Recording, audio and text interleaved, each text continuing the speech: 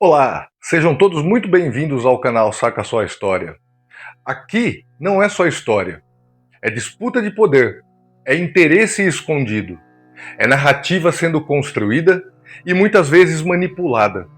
Enquanto muita gente aprende datas e nomes, aqui a gente tenta entender o que realmente estava em jogo, quem ganhou, quem perdeu e principalmente quem lucrou com tudo isso. Porque a história que chega até você nunca é neutra. Ela foi escrita por alguém com um objetivo, e às vezes, entender o passado é a única forma de enxergar o presente com clareza. Então, se prepara e saca só a história.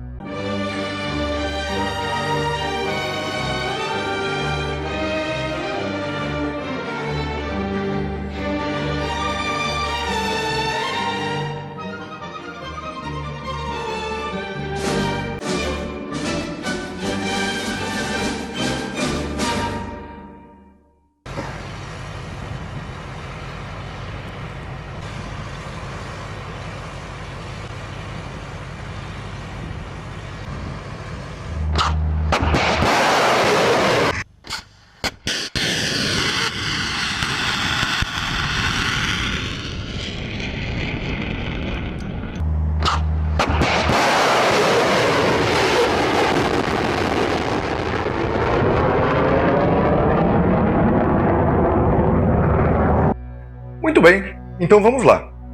Quando a gente fala em poder militar hoje, muita gente pensa em porta-aviões, caças de última geração ou até mesmo em armas nucleares.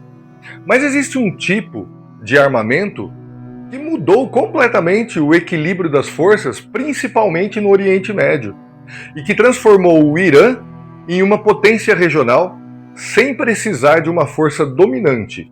Eu estou falando dos mísseis.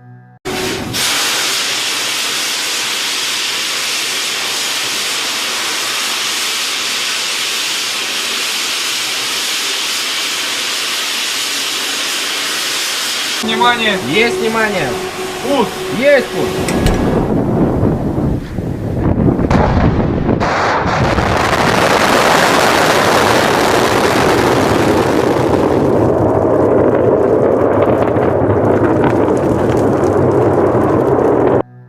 E o mais curioso de tudo isso é que o Irã, ele não começou essa história sendo forte.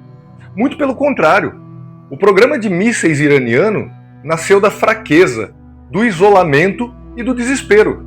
Para entender como o Irã se transformou numa referência mundial nesse tipo de armamento, a gente precisa voltar lá para o meio da década de 1980, no meio da devastadora guerra Irã-Iraque. Naquele conflito, o Irã estava praticamente sozinho, assim como está acontecendo hoje. Depois da Revolução Islâmica do Irã, o país rompeu com o Ocidente, perdeu acesso à tecnologia militar avançada e viu os seus antigos aliados virarem inimigos. Enquanto isso, o Iraque, liderado por Saddam Hussein, recebia apoio de várias potências, inclusive armas e inteligência.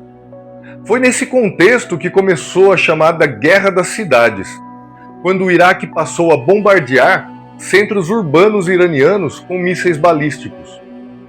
O Irã, sem capacidade equivalente, se viu encurralado. E aqui nasce a obsessão iraniana por mísseis. Sem aviões modernos, sem defesa aérea eficiente e sem aliados confiáveis, o Irã entendeu uma coisa simples: precisava de uma forma de retalhar à distância e precisava fazer isso sozinho. No início, o país dependia de importações. Recebeu mísseis Scud de países como a Coreia do Norte e começou a aprender engenharia reversa.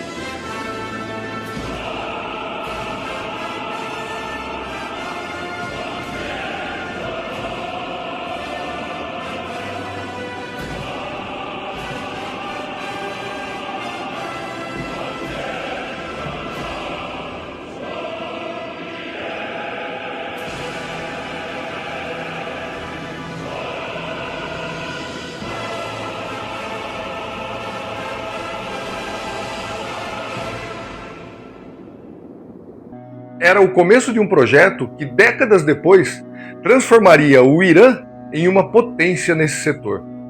Mas o grande salto veio nos anos 1990 e 2000.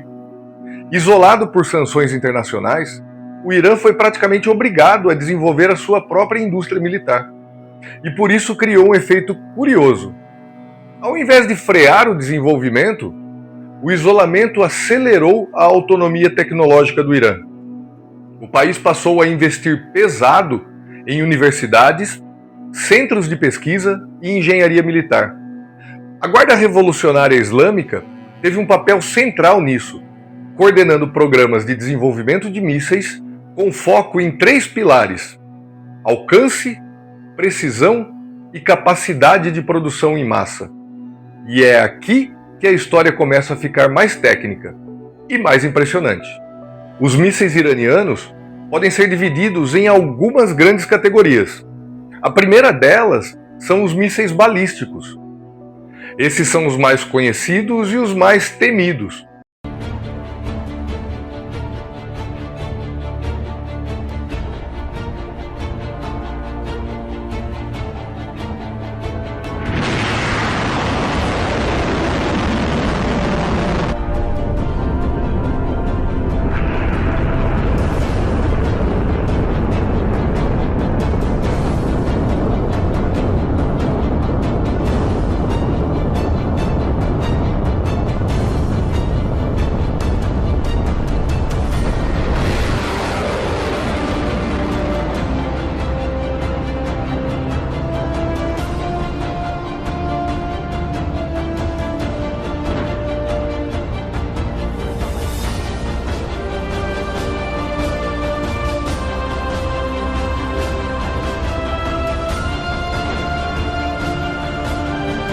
Funcionam basicamente como projéteis de longo alcance.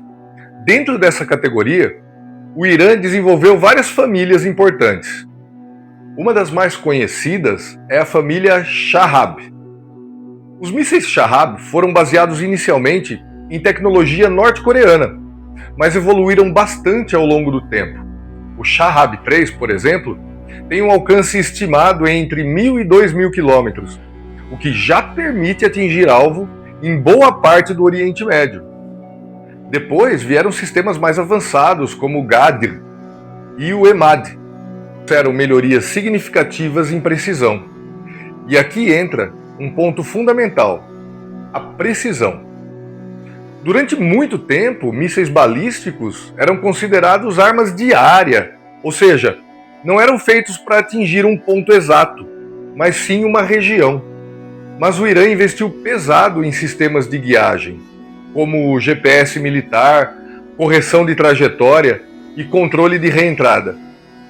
Hoje, alguns mísseis iranianos têm um erro circular provável, o chamado CEP, de menos de 10 metros.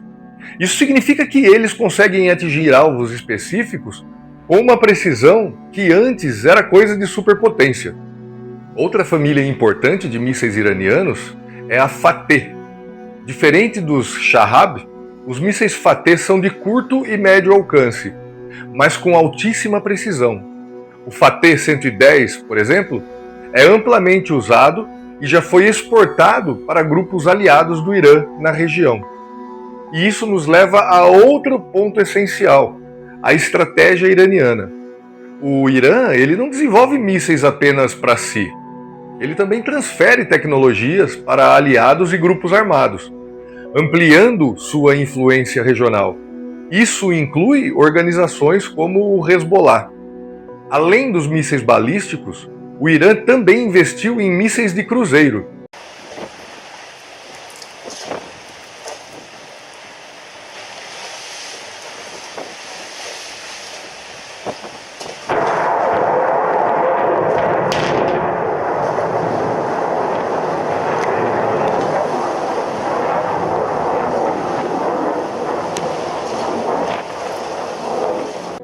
Diferente dos mísseis balísticos, os mísseis de cruzeiro voam dentro da atmosfera, em altitudes mais baixas, e podem manobrar durante o trajeto.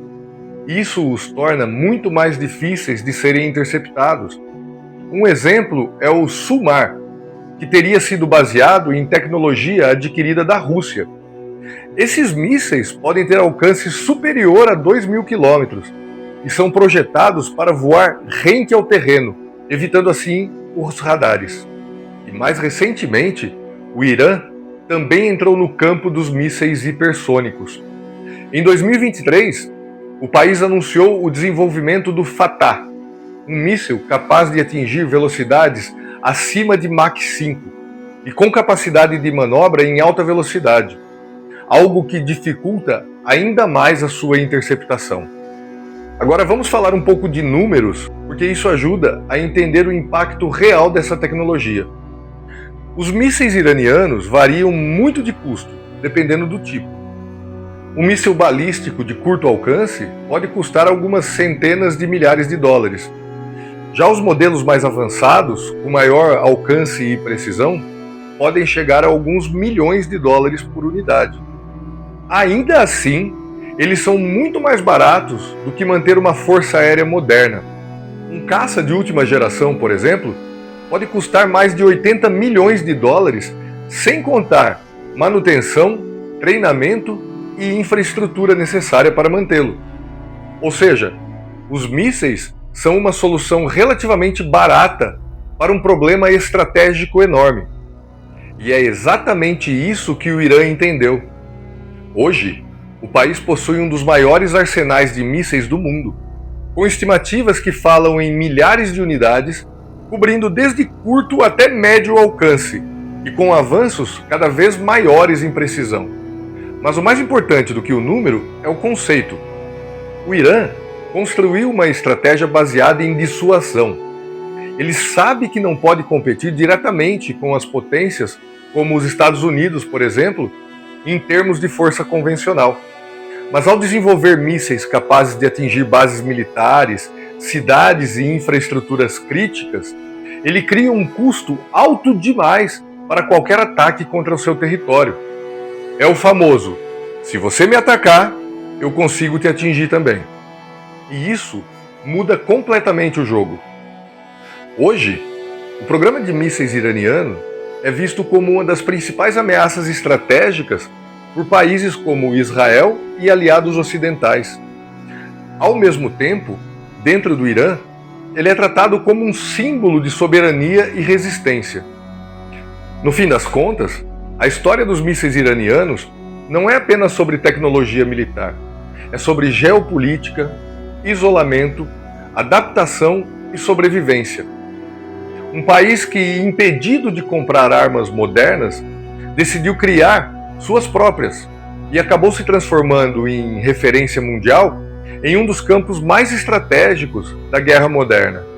E talvez a pergunta mais importante não seja como o Irã chegou até aqui, mas sim até onde ele ainda pode chegar. Então, se você chegou até aqui, você já percebeu que essa história está longe de ser uma história simples. Aproveita, já deixa o seu like, se inscreve no canal e compartilha esse vídeo. Vamos espalhar esse vídeo para todo mundo. Porque entender o Irã é entender uma peça-chave no mundo atual. E também eu lanço aqui um desafio. Comenta aqui embaixo. Na sua visão, o Irã é mais um agente de instabilidade ou um produto dela? Eu quero ver o seu comentário. Vamos debater, vamos conversar nos comentários. Um forte abraço a todos e até o próximo vídeo.